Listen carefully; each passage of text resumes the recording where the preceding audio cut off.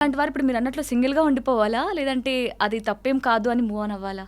అయితే మనం అనుకుంటాము దట్ అబ్బాయిలు చాలా స్ట్రిక్ట్‌గా ఉంటారు.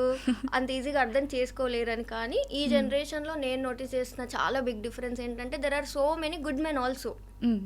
ఇప్పుడు పాస్ట్ అయితే మీ చేతిలో లేదు, ఆ అబ్బాయి చేతిలో లేదు, ఎవ్వరి చేతిలో లేదు. పాస్ట్‌ని కరెక్ట్. మనం చేంజ్ చేయలేం. హ్మ్. బట్ హ్మ్. మన ఫ్యూచర్ పార్ట్నర్ దగ్గర మనం చేయగలిగే ఒకే ఒక విషయం ఏంటంటే బీయింగ్ ట్రాన్స్‌పరెంట్. హ్మ్. నా పాస్ట్‌లో ఇలా జరిగింది. నేను ఇందుకని ఇది చేయాల్సొచ్చింది. అది జరిగిపోయింది.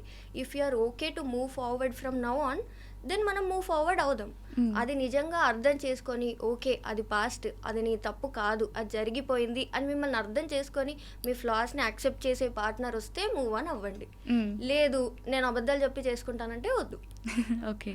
అలా చేసుకోలేను కాబట్టి ఈ రిలేషన్‌షిప్‌లో ఉంటా అనడం కూడా కరెక్ట్ కాదు. ఫస్ట్ హ్మ్. అయితే ఇది బ్రేక్ చేసుకోండి. హ్మ్. మిమ్మల్ని అర్థం చేసుకునే పార్ట్నర్ వస్తే మూవ్ ఆన్ అవ్వండి.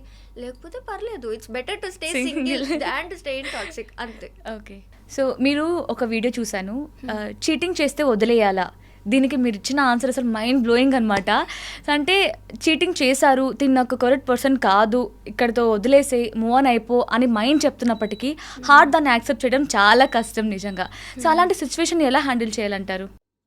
సో, యాక్చువల్లీ నేనిది నా క్లయింట్స్‌కి కూడా అందరికీ చెప్తాను ఫస్ట్‌లోనే ఏంటి అంటే, హ్మ్. ఇలాంటి ఏ ఎమోషనల్ ప్రాబ్లమ్స్‌కి కూడా ఒక ఫిక్స్డ్ సొల్యూషన్ అనేది ఉండదు. హ్మ్. నాకొకటి వర్క్ అవుతుంది. మీకు ఇంకొకటి వర్క్ అవుతుంది. మనిద్దరం కంప్లీట్‌లీ డిఫరెంట్ పర్సనాలిటీస్ కాబట్టి హ్మ్. ఫిక్స్డ్ ఆన్సర్ అనేది ఉండదు. మేబీ టెంప్లేట్ అనేది సేమ్ ఉండొచ్చు. హ్మ్. బట్ ది ఓన్లీ థింగ్ ఏంటంటే మనం ప్రాసెస్‌ని రష్ చేయకూడదు. హ్మ్.